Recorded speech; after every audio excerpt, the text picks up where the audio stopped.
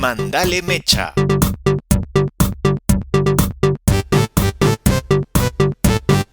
Protagonistas: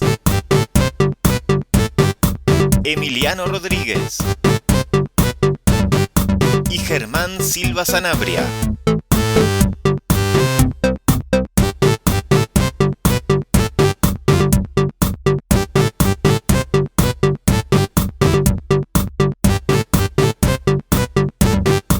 Hoy les ofrecemos: el Cyberpunk llegó hace rato. Hola, bienvenidos a un nuevo episodio de Mandale Mecha, el podcast de cultura pop con los pies en la tierra. Vaya que ha pasado tiempo del último episodio y vaya que han pasado cosas en la Argentina y en el mundo. Podemos decir que estamos en un mundo diferente al del último episodio de plena pandemia 2020. Mi nombre es Emiliano, conductor de este podcast, antiguamente magazine de cultura pop con los pies en la tierra, llamado Mandale Mecha. Y me acompaña en esta nueva temporada, en esta nueva aventura, Germán Silva Sanabria. ¿Cómo estás, Ger? ¿Cómo estás, Emi? Tanto tiempo. Casi 5 años desde el último episodio. Y decíamos que pasaron un montón de cosas en el mundo. Y hoy en día estamos viviendo en un mundo cyberpunk. ¿El cyberpunk llegó hace rato? Eso es lo que vamos a empezar a discutir a partir de hoy, porque es un tema tan amplio, tan vasto, que no nos va a alcanzar un solo episodio para poder discutir al respecto. Así que en este primer episodio de Mandale Mecha 2025 vamos a hablar del cyberpunk como género, pero también del cyberpunk como la realidad que estamos viviendo hoy en día. El cyberpunk llegó hace rato, ya vivimos en un mundo cyberpunk. ¿Vos qué pensás, Ger? Definitivamente, respecto de lo que decías recién, de la cantidad de tiempo que hace que no nos vemos y de lo que era el mundo en esa época, vivimos en otra era. Ya directamente hemos cambiado. Una de las cosas que más nos impactaron y que nos hacen sentarnos hoy a hablar de estas cosas es eso, darnos cuenta que a nosotros nos gustaban un montón de películas o de libros o inclusive hasta videojuegos que de repente parece que fueran un producto escapista, que uno más del montón, que no tiene nada más en particular, pero de repente prestando atención a la ambientación de estas obras, empezamos a notar cosas que nos van helando la sangre cada vez más, en el sentido de que se van pareciendo a la vida real como la conocemos acá en Argentina y en todo el mundo. Entonces nos hacemos esta pregunta de si ya vivimos en un mundo cyberpunk. Cuando estábamos pensando el programa, produciendo el programa, decíamos, bueno, ¿cómo arrancar esto? Como una afirmación, ¿ya vivimos en un mundo cyberpunk? Decíamos, lo preguntamos. Y otra posibilidad era hacer un viaje en el tiempo. Pensar cómo era hace 20 años atrás, que volvías a tu casa, te sentabas en la computadora, te conectabas a internet, abrías el mail a ver si te habían mandado algún mail, navegar por internet, a meterte al mundo del internet, porque en aquel entonces teníamos el mundo real y muy separado el mundo virtual, al cual necesitabas tener por lo menos una computadora y acceso a internet que no mucha gente tenía. ¿Se acuerdan los famosos ciber? Que en un principio eran cibercafés con gente que iba a leer el mail y a hablar por chat, a hablar por Messenger, pero que después vinieron en salones gigantescos de pibes jugando al Counter-Strike. ¡El campero! ¡Te vi!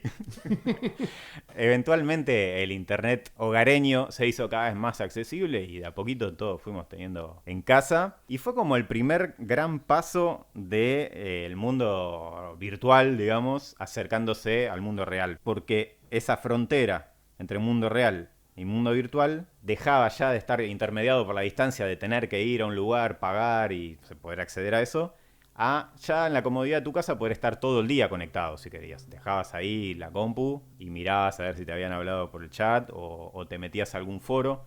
Los foros fueron, me parece, el primer paso en cuanto a la creación de comunidades. Sí, digamos, la proto red social, aunque tenía reglas completamente distintas y una dinámica completamente distinta, pero la deformación, si se quiere, entre comillas, de ese tipo de lugares terminó derivando en lo que hoy conocemos como las redes sociales. Sigue habiendo foros, pero no es donde se maneja el grueso de la gente. No, y además en general los foros se creaban en base a algo específico. Era un grupo de gente que se juntaba a hablar de cine, un grupo de gente que se juntaba a hablar de mangas, un grupo de gente que se juntaba a hablar de motores de autos. Y entonces era un punto de encuentro entre gente con algo en común, que después eventualmente, si al foro le iba bien, empezaba a crecer en cantidad de gente y cada vez era mayor la oferta de temas. Iban generándose los famosos subforos y es gracioso, nota al pie, que hay un foro de esos que todavía sobrevive, de aquella época, que se llama Foro Coches, me parece, que por lo que estuve chumeando por encima, es un foro que originalmente era de gente que hablaba de autos y de motores, etcétera, pero que hoy en día es algo así como Reddit, y le quedó el nombre, Foro Coches. De hecho, si uno va muy abajo al fondo, todavía está el viejo foro en que hablaban de autos, que no debe usar nadie. Pero bueno, como curiosidad. Y de los foros, que me acuerdo estaban los foros de anime de españoles, que eran los que más gente tenían, y ahí te podías conseguir series completas de anime, escaneos de mangas, estaba todo el mambo de la estética, de las firmas, de los iconos, de comunidades muy piola, que incluso tuvimos nosotros el caso del amigo Charlie de Compuland, tuvo él un foro muy piola que se llamaba Nihonshiki en su momento, que estuvo bueno porque no era solo vida en internet, sino que esa vida virtual del internet se logró llevar a la vida real porque empezamos a juntarnos y a vernos las caras y a hacer cada vez más actividades al aire libre y alejadísimos de la computadora. Sí. En el recorrido, el siguiente paso es que aparece más o menos por esa época el Messenger. Y es un poco un quiebre porque si bien ya existía de antes el ICQ, me enteré mucho tiempo después que era. ¿Cómo? ICQ. Ah, mirá, no sabía. El ICQ, la verdad es que muy poca gente en Argentina pudo usar eso, pero el Messenger era más nacional y popular. Claro. Todo el mundo tenía ahí el MSN abierto en la compu.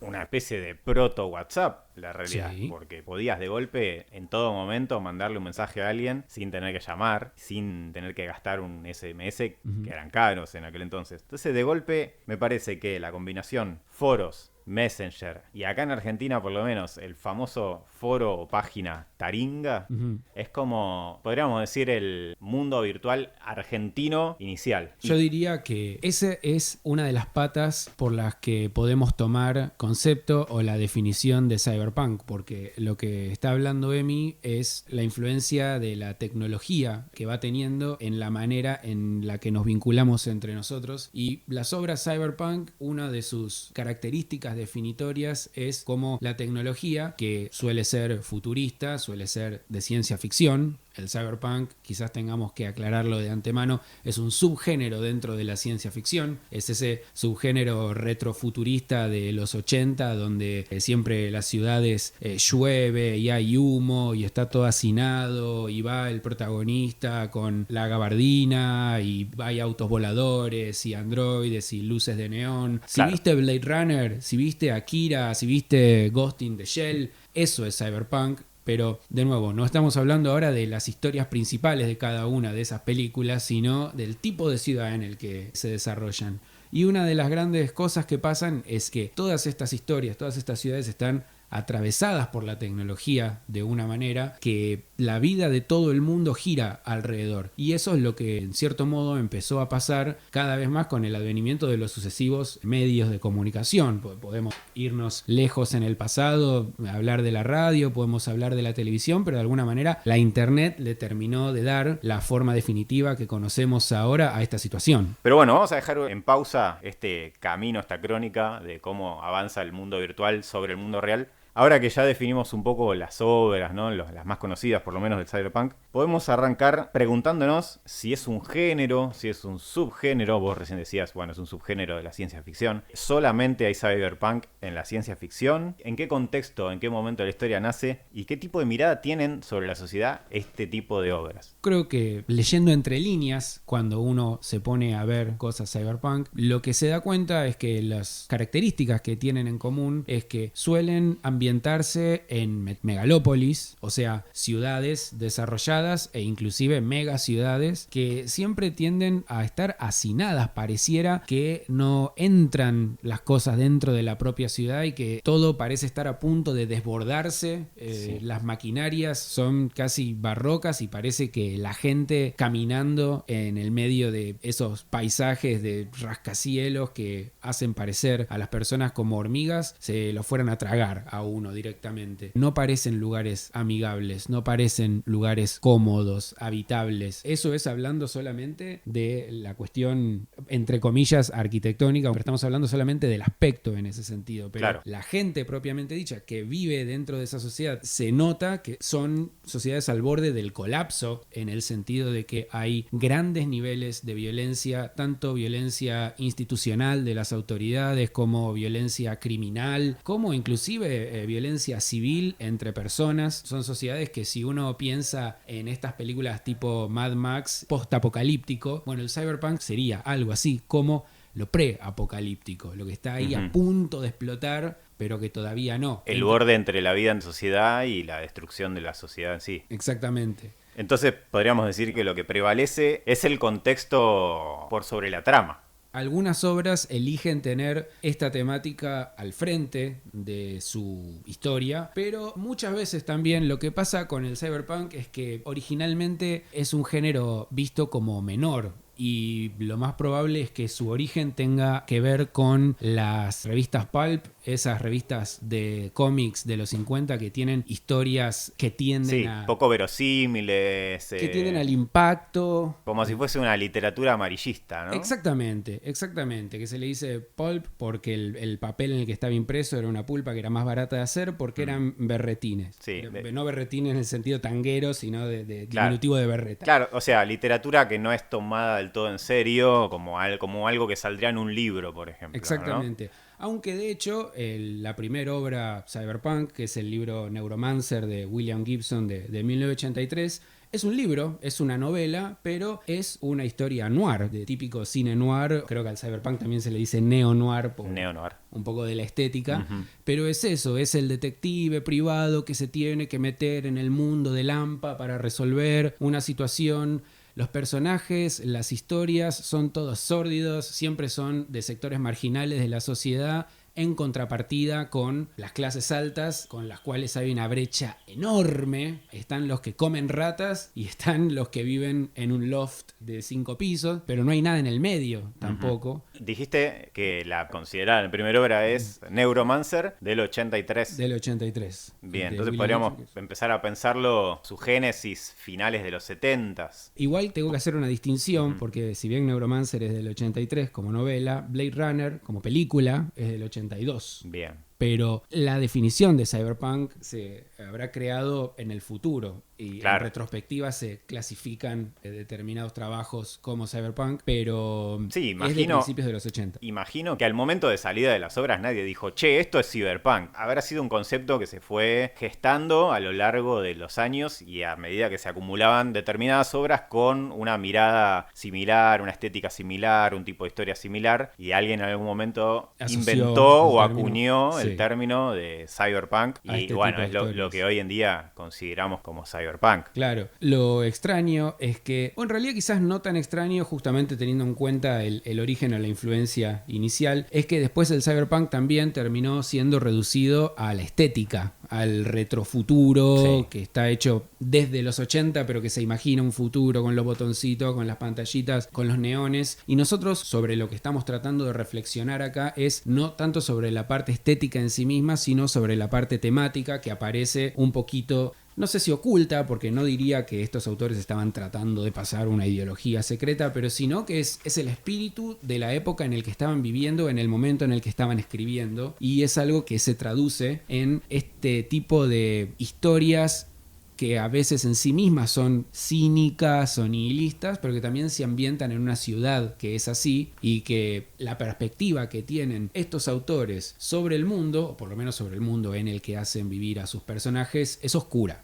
Los finales raramente son felices. Claro, cuando nos hacemos la pregunta o la afirmación de vivimos en un mundo cyberpunk, apuntamos a eso en realidad, porque no tenemos cyborgs 100% funcionales todavía, no tenemos autos voladores, las ciudades no están cubiertas de luces de neón, ni tenemos prótesis robóticas aún, pero tenemos todo lo otro del cyberpunk, que es además lo más interesante de discutir. El cyberpunk quedó un poco reducido a lo estético, ¿no? Al robot, al auto volador, al neón, a la megaciudad, velocidad, a todo lo visualmente atractivo, comercial, pero nos estamos perdiendo el alma de estas obras y la crítica social que tienen y que estamos considerando que fueron escritas entre los 70s y los 80s, cuando estábamos hablando del fin del estado de bienestar, cuando estábamos hablando del comienzo del neoliberalismo en el mundo, empieza a romperse el mundo antiguo, digamos, que había sido la posguerra, para empezar a entrar en el mundo de fin de siglo y que después deriva en lo que tenemos hoy en día. Entonces, si ellos en ese entonces tenían esa mirada negativa sobre lo que iba a venir, o bien acertaron, o bien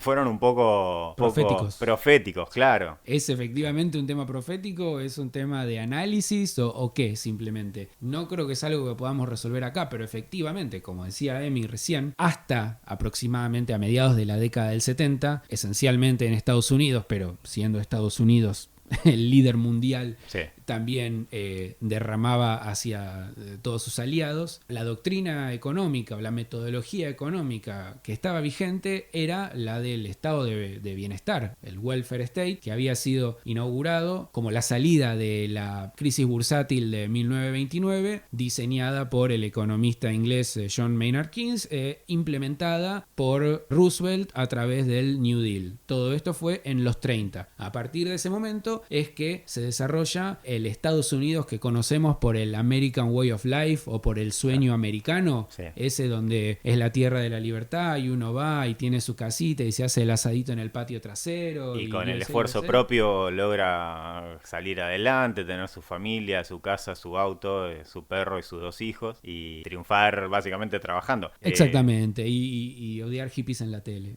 También. Bueno, que vemos, si bien idealizado, podemos ver en prácticamente cualquier película, serie que retome los años 50, ¿no? Exactamente. Bueno, Los Años Maravillosos, la de Kevin. Los Años se Maravillosos. Los Años Maravillosos. Los Días Felices. Todas series de los 80 que hablan de los 50 en esa clave. Que eran un poco los 80 de los 80. Claro. Volver al futuro. Dios mío, pero eso para nosotros son 40. Ay, Dios. Retomando, entonces, no nos vamos a meter con los pormenores geopolíticos, pero esencialmente hubo un puntapié inicial en 1973, que fue la crisis del petróleo, que los países de la OPEP pusieron un embargo al barril de crudo para Estados Unidos a partir de que apoyó a Israel en una guerra en la zona. Se va a la goma el precio del barril de petróleo. Y se va a la goma todo, porque como todos sabemos, y si no lo sabemos, bienvenidos, la nafta impacta en todos los sectores de la producción porque es transporte. De hecho, algunas máquinas van a necesitar nafta para funcionar, pero inclusive si no, si vos tenés que comprar máquinas, mandar mercadería, todo depende de la nafta. Entonces, o derivado del petróleo, como el plástico.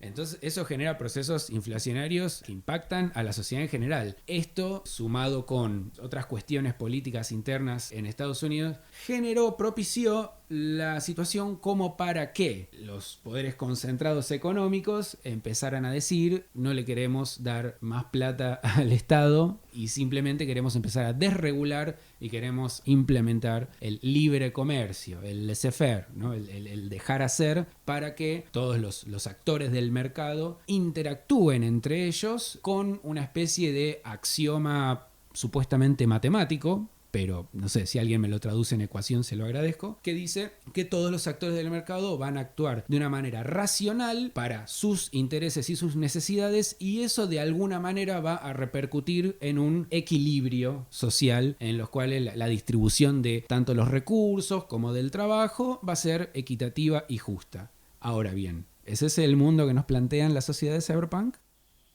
Y no. Como habíamos dicho, nos plantean una brecha social extremadamente grande.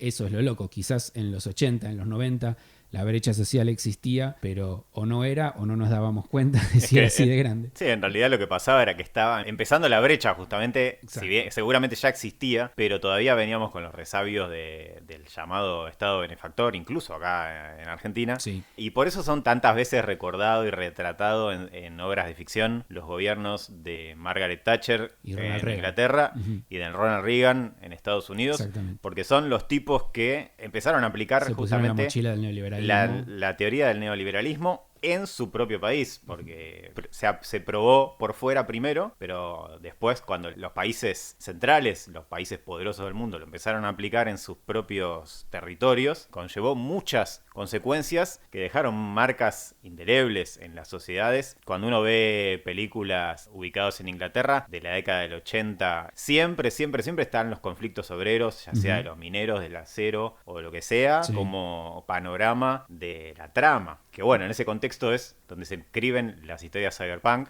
y nos dan esta mirada oscura, cínica del futuro. Inclusive podemos empezar ya a hablar de ejemplos concretos a esta altura, porque cuando estamos hablando de que el neoliberalismo o el laissez-faire permite ya que se desregula el comercio, el mercado, permite que las empresas empiecen a fagocitar entre ellas, cuando se compran todas las acciones de una empresa y se obliga a alguien a irse, todas estas decisiones que van permitiendo la cartelización, la oligopolización y la monopolización, o sea que todos los vendedores de un determinado producto estén de acuerdo en el precio que ponen, o que haya solo dos personas que dan ese servicio, o que haya uno solo directamente. Todo este tipo de situaciones permitidas por estas nuevas reglas se reflejan en las obras de Cyberpunk, donde las corporaciones tienen el poder igual al Estado o inclusive por arriba del Estado, y donde no hay una división real entre el poder político y el poder económico. Si hablamos de Blade Runner, está la corporación Tyrell, que es la que crea los androides, cuya rebelión es el empuje de la película.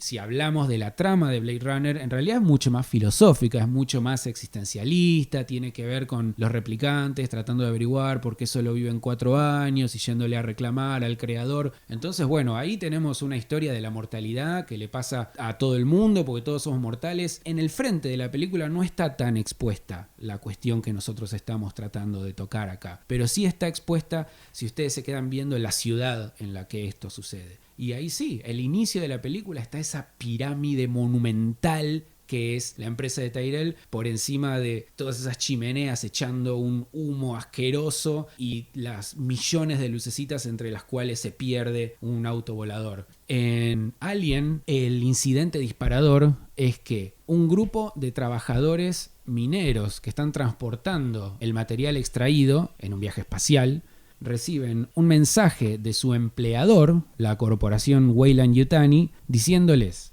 captamos una señal de auxilio de origen desconocido cerca de donde están ustedes. Tienen que ir a investigar qué es, porque en su contrato dice que cuando esta situación se presenta, si ustedes no lo hacen, no les pagamos. Así que tenés a gente contratada, obviamente sin relación de dependencia, como si fueran monotributistas, que están sometidos a... Eran colaboradores. Tenés razón. Colaboraban. Es ver, me corrijo. Obligados a ir a revisar, obviamente, lo que es la muerte de todos ellos. Es de 1979 la peli. Espero no estar haciéndole spoiler, tiene un montón de secuelas y todas se tratan de lo mismo, así que si no se imaginaban... Bueno. Podemos hablar también de Robocop. Robocop es probablemente el mejor ejemplo, porque Robocop sí tiene al frente mucho de estos temas de fondo. Robocop la vi hace poquito. ¿La 1? Sí. Me encantó como película, o sea, hacía muchísimo que no la veía como película de entretenimiento, me encantó. Sí. Me encantó la estética y me encantó también una crítica muy sutil en una película de acción y de un robot policía. O sea, que podría haber sido una estupidez total. El robot, tipo Los Simpsons, el robot policía. Sí. Sin embargo, la película hace críticas, también de lo que venimos hablando, a la privatización de cosas básicas como el manejo de la fuerza pública. La policía. Como es la policía. O sea, la policía pertenece a una empresa privada en Robocop. Y para cualquier tipo de acción necesita autorización del CEO de la empresa que es dueña de la policía de la ciudad de Detroit. Tiene también la crítica a la televisión, ¿no? Con estos programas idiota que miran todos los ciudadanos. I'd buy that for $1. Me hizo acordar mucho a los programas de la tele argentina de los 80 o sí, después posterior. Te diría Olmedo, pero Olmedo tiene un lugar en el corazón. Pero es Franchella. O a Polémica en el bar con... Sí. Y después hay una crítica también al consumismo, ¿no? Estas publicidades que se van viendo a lo largo de la película y que son productos absurdos o violentos. O violentos directamente. Pero bueno, la historia de Robocop como película de acción funciona, es excelente. Los efectos especiales, la brutalidad que tiene en la forma en que en que muestra la violencia criminal. Y también tiene esta mirada de la policía desprotegida frente al crimen y cómo terminan siendo ellos simplemente empleados que están a la buena de Dios contra una tasa de criminal altísima y que bueno, la solución de la empresa que después están cambiar... de los dos lados del mostrador. Claro, ellos. los tipos están de los dos lados del mostrador. Ellos son la policía y son el crimen organizado también. Son los que sacan la falopa a la calle y para ellos es un negocio cíclico. Exacto, pero sin que sepamos que ellos están también en el crimen. Los proyectos del Robocop o incluso del otro robot. El de 209. Exacto. You have 20 seconds to comply. Son, al fin y al cabo, para poder limpiar el crimen de Detroit y poder construir esta nueva megaciudad que ya directamente pasamos a una ciudad propiedad de una empresa privada. Sí, la propaganda era Delta City y dice TM como trademark. Claro. Y abajo dice For Our Children y Children dice copyright.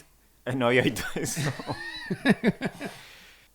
Tenemos como arquetipo el clásico viejo canoso empresario, pero bueno, por algo era un arquetipo famoso, digamos, de este tipo de películas, porque efectivamente siempre en el fondo del fondo y las corporaciones eran las que tenían la manija y que metían la mano. Entonces sí, bueno, esto que decíamos de que OCP, la corporación de Robocop, de Omni Consumer Products, tienen esta cuestión de estar de los dos lados del mostrador, de ser en Robocop 2 los que pasaban el nuke, la droga que hace adictos a todo el mundo. Y lo loco es que si bien Robocop con cada película de la franquicia va bajando el tono, al punto de que la tercera película ya es apta para, no sé, mayores de 13 años, y la tercera ya es medio chota, y aún así... En las tres películas permanece este hilo de la privatización de la policía y de la ciudad. Porque efectivamente en la tercera película, si bien es la peor de todas, la policía va a la huelga. De verdad va a la huelga contra la OCP porque se los están comprando para desguazarlos básicamente. Claro, de hecho en la primera está el tema de la huelga Sí. de la policía. En un momento se habla y les dicen como que no pueden hacer huelga Claro, porque porque son un somos producto policías. y además porque son un producto de OCP. La policía verdad. es un producto de OCP. Bueno, las directivas de Robocop también, el hecho de ser un producto. Acá también tenemos la cuestión de la tecnología, ¿no? De al ser él mitad hombre, mitad máquina, ¿qué es lo primario de él? ¿Es más tipo? ¿Es más máquina? ¿Es más algo que tiene que seguir órdenes? ¿Es más una persona que puede pensar por sí misma? Esas cosas, de una manera no tan directa, igual también son parte de lo que debatimos cuando hablamos de cómo se cruza la tecnología y cómo dejamos que atraviese nuestras vidas. Sí, es una de las que más exitosamente mezcla la cuestión del entretenimiento, el escapismo, si le querés decir, voy a ver una película sobre un robot que caga tiros a los chabones y a ver cómo le sale toda la sangre. Y limpia las calles de crimen. Y una crítica o un punto de vista, algo para decir que vaya más allá del puro espectáculo. Entonces, ¿el cyberpunk es escapismo o es algún tipo de reflexión sobre lo que está pasando? Yo me animo a decirte, y te tiro la pelota, que en realidad es un poco de las dos y por eso garpa. Sí, tal cual. Si lo tomamos como un género o subgénero, hubiese sido solamente crítico... Es muy probable que hubiese quedado totalmente de nicho o totalmente en un determinado formato. O sea, no hubiésemos tenido producciones de mucho dinero en el cine, no hubiésemos tenido videojuegos, cyberpunk, no hubiésemos tenido... Bueno, quizá anime sí, porque Japón es una cosa rara, ¿viste? Es un mundo, es un universo aparte y algún japonés un poco loquito siempre tenés, pero no hubiésemos tenido Ghost in the Shell... No hubiésemos tenido Akira, no hubiésemos tenido Evangelion, porque toda obra necesita en algún momento un alivio, no podés estar todo el tiempo en tono crítico porque si no se hace realmente insostenible como obra y además imposible de llevar, porque para dramas ya está la realidad. Generalmente uno con la obra literaria o con la obra de ficción busca, no sé si estrictamente un escapismo, pero por lo menos algo que te haga descansar la cabeza de la realidad. Sí, como que a veces necesitamos para tratar los temas relevantes, los temas que nos importan, algún tipo de distancia que a veces una ficción nos da, ¿no? Como nos deja metaforizar o tratar a través de una alegoría un tema que para hacerlo de manera directa es más difícil. Y bueno, el cyberpunk hace eso y por eso decíamos también que lo que nosotros hacemos es recuperar lo que vemos de fondo más que la trama principal, porque lo que nosotros sentimos es que los autores, más que intentar denunciar algo, simplemente se vieron influidos por el cambio de paradigma que estaba ocurriendo alrededor suyo en la vida real, y en su calidad de autores, me animo a decir, no estoy en la cabeza de ninguno, llevaron la nueva mentalidad que estaban viendo a su peor extremo posible. Si esto del individualismo, donde ahora cada uno está por la suya, el que es grande va a tener más herramientas para cuidarse, el que es chiquito lo más probable es que le cabió, darwinismo social o lo que sea. La visión de los autores cyberpunk de la sociedad a partir de la manera de pensar del neoliberalismo es hiperbólica. Es exagerada, es llevarlo al grotesco de sí mismo. Entonces, bueno, en los 80 es raro, ¿no? Ver, no sé, el Vengador del Futuro también. Tenés ahí esa colonia en Marte donde una empresa tiene un domo dentro del cual se puede respirar y si no, se te explotan los ojos de la presión. Pero si no tenés guita, no podés pagar el aire. Entonces, cuando van y habilitan la atmósfera para todos, bueno, ahí sería como que ganan. Atmósfera para todos. Es el programa del kirchnerismo de Marte. El plan Respirar. Son los peronistas marcianos de Capusotto. Eso es muy loco porque es como el neoliberalismo trae las banderas de la privatización de los servicios básicos como la calefacción, el agua potable, la energía eléctrica, los teléfonos. Pero si había algo que uno nunca hubiese imaginado, que podía ser la privatización del aire de que uno respira, se lleva a la realidad en Total Recall, el Vengador Futuro. Está bien, es en Marte, pero los tipos te están cobrando para respirar. Exacto. Y eso es lo que pasa. Uno dice, en ese momento, esto es sumamente exagerado. Pero hoy en día, en la vida real, la gente que nos gobierna, en este país, en otros países, han literalmente dicho que su mentalidad es la de, si no hace plata, no sirve. Todo lo que está, la razón de ser principal y última de todo, es generar dinero. Entonces, no es para nada descabellado pensar el día de mañana, si puedo cobrar por el aire, ¿por qué no lo voy a hacer? Claro. Si ya está empezando a pasar con el agua, digamos, con los depósitos de agua y cómo se empiezan a querer adueñar de los accesos al agua para después tener ese control. Volvemos al mismo concepto del principio. Lo que nos hace hacer este podcast en primer lugar, lo que nos hace helar la sangre, lo que nos hace parar los pelitos del brazo. Que lo que hace 40 años eran exageraciones, hoy son posibilidades reales. Lo que hace 15 años era humor, hoy es la realidad y el humor ya no tiene gracia. Esas fueron los disparadores, entre otros, que nos llevaron a hacernos la pregunta de si ya vivimos en un mundo cyberpunk, porque voy a retomar algo que dijiste y que es central, y que lo dijimos poco. Lo primero en lo que uno piensa quizá como característica cyberpunk es en la tecnología. La tecnología es un pilar fundamental de la estética y de la narrativa cyberpunk, y es un pilar fundamental de la vida cotidiana en la que estamos. Hoy en día, si mañana nos quedáramos sin internet, el mundo deja de funcionar. Cuentas bancarias, la bolsa, un montón de cosas. Todo está atado a la dependencia de la hipercomunicación. Entonces, si bien las primeras, al menos en mi caso, las primeras dudas o los primeros pensamientos de si ya vivíamos en un mundo cyberpunk vinieron por el lado de la tecnología, de los avances de la tecnología, de las videollamadas como algo cotidiano, cuando hace 10 años atrás o antes de la pandemia eran algo raro, conectarse a Skype. No, qué plomazo. Tener una webcam. No tengo netbook, me tengo que comprar una cámara y hoy con el celu, con el WhatsApp, llamás por videollamada al toque. Entonces los avances de la tecnología, avances de ciencia ficción en vida cotidiana hoy en día... Convengamos que es ciencia ficción, o sea, no hace falta irte al medioevo. Si tenés una máquina del tiempo, te vas a los 90 y apareces con un smartphone. Claro. Sí. Estamos hablando de... No estamos hablando de otra generación, de otra etapa de la organización social del mundo. Estamos hablando de cuando éramos chicos. Vas con eso y qué, boludo, es magia, te caes de culo. Muchísimas cosas que eran súper ciencia ficción hoy son cosas cotidianas y ordinarias incluso. Algo que se hace ya sin darle la importancia increíble que tiene en la comunicación. Y eso también es clásico del cyberpunk porque siempre tienen una tecnología resarpada, tienen una máquina que hace cosas que hoy serían imposibles, pero anda mal. Siempre se están quejando de que no sirve. Y entonces, por ahí las primeras cosas que uno puede decir, bueno, sí, ya quizás estábamos en un mundo cyberpunk, vienen por el lado del avance de la tecnología, que es por ahí, si querés, lo más positivo. Porque la tecnología es una herramienta que puede ser usada para el bien o para el mal. Pero bueno, la realidad es que muchas de esas cosas sirven para hacer la vida más fácil. La realidad es que con la hiperconectividad te permite hacer un montón de cosas al instante y sin tener que trasladarte y con mucho menos esfuerzo. Y gente que quizá antes no lo podía hacer, ahora lo puede hacer porque está impedida físicamente y lo puede hacer desde un teléfono.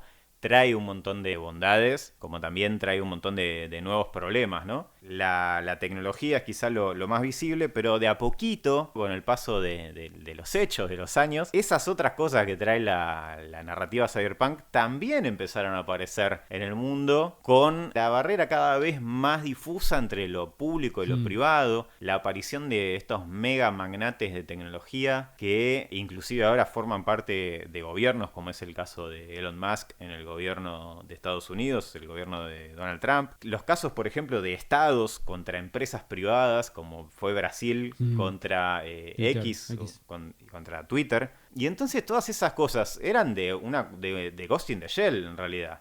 La intervención de empresas privadas en cuestiones que son del Estado y que inclusive a veces el mismo Estado al servicio de la empresa privada es lo que empieza a decir, guarda, no es solamente la tecnología, también están pasando todas esas cosas que criticaba el cyberpunk y que eran negativas en la ficción, ya están pasando hoy en día. Entonces, por eso es lo interesante de charlar este tema. Es que encima pasan a través de la tecnología, porque justamente este tipo de tecnología, la del smartphone, la del celular, la del internet portátil, la de las redes, las que terminan influenciando en la manera en la que nosotros vemos el mundo para tolerar o permitir o no hacer nada o sorprendernos cuando las reglas del mundo, o sea, las leyes, van cambiando para favorecer o para ir transformándose en este mundo cada vez más cyberpunk. O sea, la tecnología ofrece un montón de facilidades, pero es un poco hacer como un trato con el diablo porque te da estas facilidades, pero vos tenés que entregar otras determinadas cosas. Hoy día, en el mundo de las redes sociales, ¿qué son estas otras determinadas cosas? Y bueno, la privacidad, todos los datos, o sea, sabemos que las redes sociales, el negocio de ellos, al ser